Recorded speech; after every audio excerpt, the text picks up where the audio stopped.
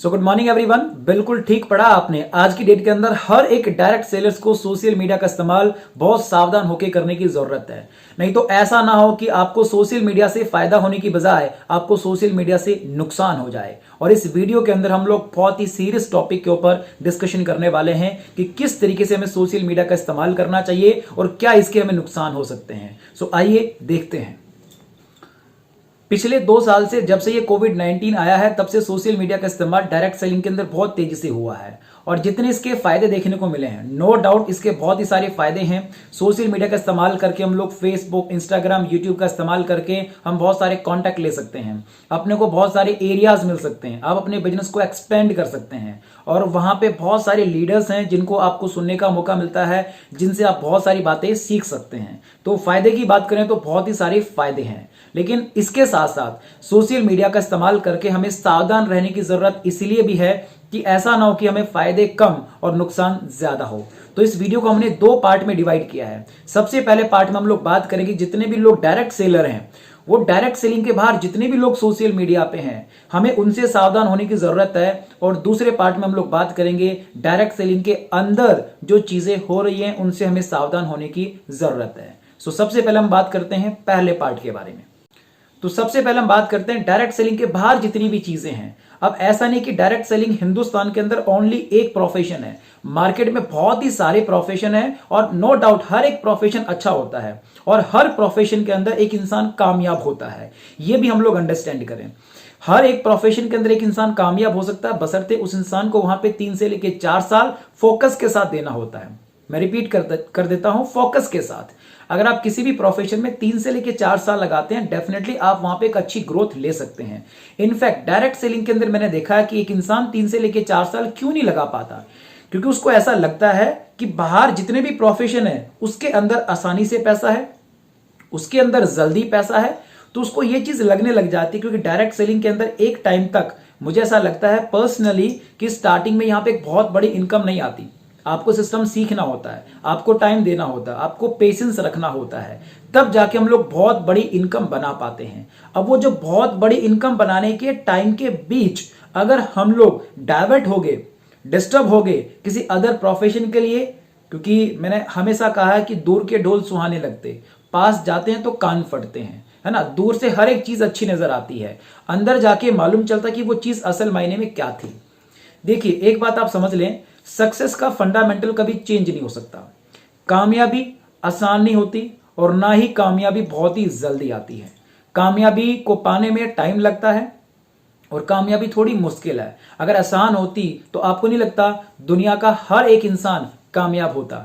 इसका मतलब आपको टाइम भी देना पड़ेगा, पेशेंस भी रखना पड़ेगा और कुछ प्रॉब्लम्स जो हर सेक्टर की अपनी अपनी प्रॉब्लम्स हैं उनको फेस करना होता है। डायरेक्ट सेलिंग के अंदर क्या है, कुछ नेगेटिविटी को फेस करना होता है, रिजेक्शंस को फेस करना होता है, कुछ टाइम तक लोग आपको मना करते हैं, धीरे धीरे आपका इंप्रूवमेंट आता है तो आपका टीम बनने लग जाता है। लेकिन यही प्रोसेस के बीच अगर आप किसी अदर प्रोफेशन के साथ अगर आप इंप्रेस हो गए, प्रभावित हो गए और इस चक्कर में अगर आप डायरेक्ट सेलिंग से बाहर निकल जाते हैं, मुझे ऐसा लगता है कि सबसे बड़ी मिस्टेक हमारी ये हो सकती है। तो सबसे पहली चीज आपको ये समझनी है, डायरेक्ट सेलिंग प्रोफेशन अच्छा है, अदर प्रोफेशन जितने भी बाहर प्रोफेशन है वो भी बहुत अच्छे हैं, लेकिन हर एक प्रोफेशन में 3 से लेकर 4 साल लगता है। सो 3-4 साल अच्छे से फोकस के साथ डायरेक्ट सेलिंग में लगाने की जरूरत होती है।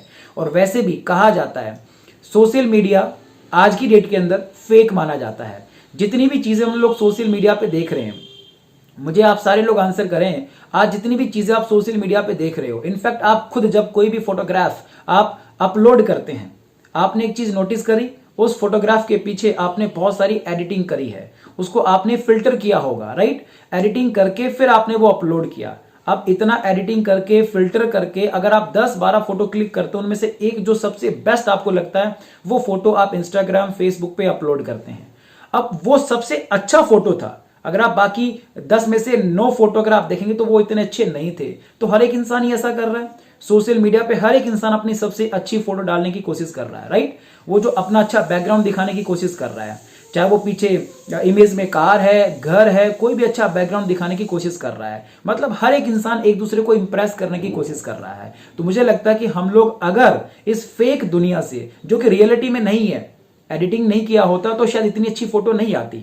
इस फेक दुनिया से अगर हम लोग इंप्रेस हो जाते हैं और अपना अगर प्रोफेशन चेंज कर लेते हैं, इससे बड़ी मिस्टेक मेरे ख्याल से कोई दूसरी नहीं हो सकती। अब हम बात करेंगे दूसरे पॉइंट के लिए कि डायरेक्ट सेलिंग के अंदर जितनी भी चीजें हो रही हैं, जो आप YouTube पे देख रहे हैं, फेसबुक पे देख रहे हैं, इंस्टाग्राम पे देख रहे हैं, उनसे भी हमें थोड़ा सावधान रहने की जरूरत है। आपने भी देखा होगा, मैंने भी नोटिस किया कि बहुत सारे लोग ऐसे थे जो डायरेक्ट सेलिंग के लिए अच्छा बोलते थे, डायरेक्ट सेलिंग के ऊपर अच्छे वीडियोस बनाते थे, फिर कहीं ना कहीं वो उनका अपना एक फैसला रहा होगा, उनका एक अपना रीजन रहा होगा, उन्होंने अपना प्रोफेशन चेंज कर लिया। जैसे उन्होंने अपना प्रोफेशन चेंज किया, उन्होंने दूसरे प्रोफेशन के लिए वीडियोस बनाना शुरू किए, और जैसे वो वीडियोस उनकी जो ऑडियंस है, उनके जो फॉलोअर्स हैं, वो देखते हैं तो कहीं ना कहीं उनके अंदर एक अट्रैक्शन आ जाता है, और इस चक्कर में वो डायरेक्ट सेलिंग के अंदर अपना 100% नहीं दे पाते, और फिर यहां पे वो लोग कहीं ना कहीं दूसरी तरफ जाना शुरू कर देते हैं, अपने करियर के अंदर कहीं ना कहीं बहुत बड़ी मिस्टेक कर लेते हैं। मुझे ऐसा लगता है किसी भी प्रोफेशन में आपको 3 से लेकर 4 साल देना चाहिए अगर आपको उसके अंदर सक्सेस चाहिए तो। अंडरस्टैंड कर रहे हैं?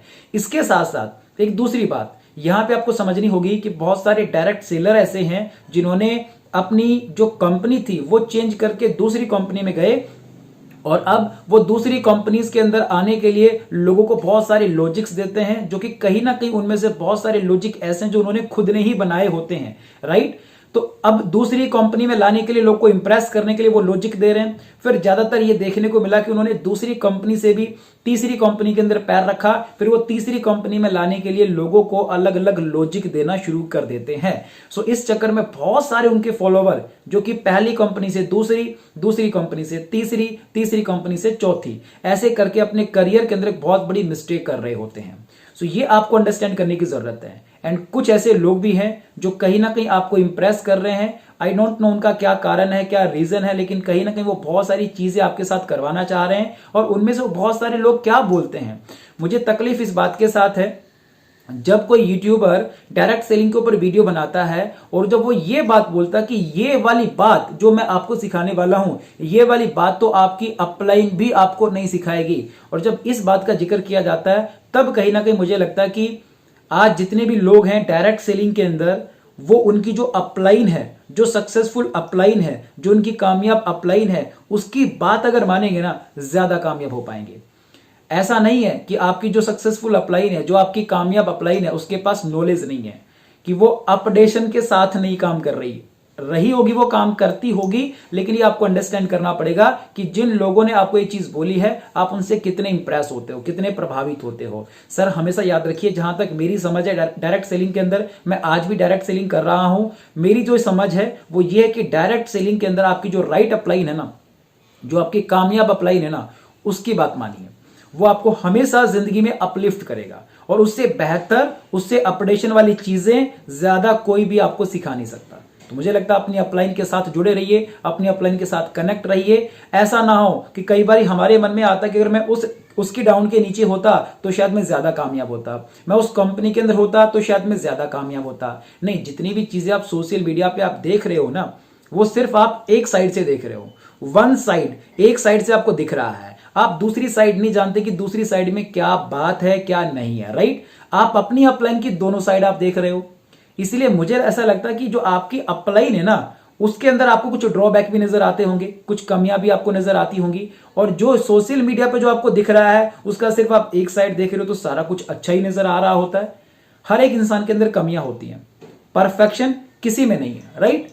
सो मुझे ऐसा लगता है कि आप अपनी अपलाइन के साथ जुड़े रहिए, अपनी अपलाइन की बातों को फॉलो करिए, वो आपको हमेशा आगे लेके जाएगी, ये आप अंडरस्टैंड करिए। अगर उन्होंने कामयाबी बनाई है तो डेफिनेटली आपकी भी कामयाबी बनेगी, बशर्ते उनके साथ आप कनेक्ट रहें, फोकस के साथ 3 से लेके 4 साल उनके साथ जुड़े रहें, एक बहुत बड़ी सक्सेस को हम लोग पा सकते हैं, राइट। वो एक अनवर जलालपुरी जी का एक गजल है कि चांदनी में रात भर सारा जहान अच्छा लगा, लेकिन जब धूप निकली तो अपना ही मकान अच्छा लगा। जब जब आपको कोई प्रॉब्लम आएगी, जब जब आपके टीम के अंदर कोई प्रॉब्लम आएगी, तो आपकी जो अपलाइन है ना, वही आपको मदद करेगी, वही आपको सपोर्ट करेगी। So always remember, right upline is always right, right. तो एक अच्छी अपलाइन को पकड़िए, उनकी बातों को फॉलो करना शुरू करिए, और डाइवर्ट होने की जरूरत नहीं है। लोगों से इंप्रेस मत हो, हाँ, लोगों से आप सीख सकते हैं, उनसे आप नॉलेज ले सकते हैं, लेकिन उनसे इंप्रेस होने की जरूरत नहीं है। तो ये दूसरी आपको सावधानी रखनी पड़ेगी अगर आप सोशल मीडिया का इस्तेमाल करते हैं तो, राइट। सो ये दो बातें ध्यान रखिए और सोशल मीडिया का इस्तेमाल करिए, बखूबी इस्तेमाल करिए, अपने बिजनेस को एक्सपेंड करिए, नए नए कॉन्टैक्ट लीजिए, नई नई लीड्स आप बनाइए, बढ़िया तरीके से इस्तेमाल करिए, बशर्ते थोड़ा सावधान रह के इसका इस्तेमाल करिए, अपने बिजनेस को फैलाइए। So wish you all the very best. और अगर ऐसे वीडियोस अगर आप देखना चाहते हैं तो हमारे इस चैनल को सब्सक्राइब करिए और कुछ लाइक कर दीजिएगा, इससे हमारा मनोबल बढ़ेगा, और साथ ही साथ कमेंट भी करिएगा। और आने वाले समय में आप जिस भी टॉपिक के ऊपर वीडियो देखना चाहते हैं उसका कमेंट जरूर करिए कि आप कौन से टॉपिक के ऊपर वीडियो देखना चाहते हैं। मैं ट्राई करूंगा कि उस टॉपिक के ऊपर मैं अपना वीडियो बना पाऊं, अपना नॉलेज आपके साथ शेयर कर पाऊं। सो ऐसे ही प्यार बना के रखना। सो wish you all the very best. Thank you so much.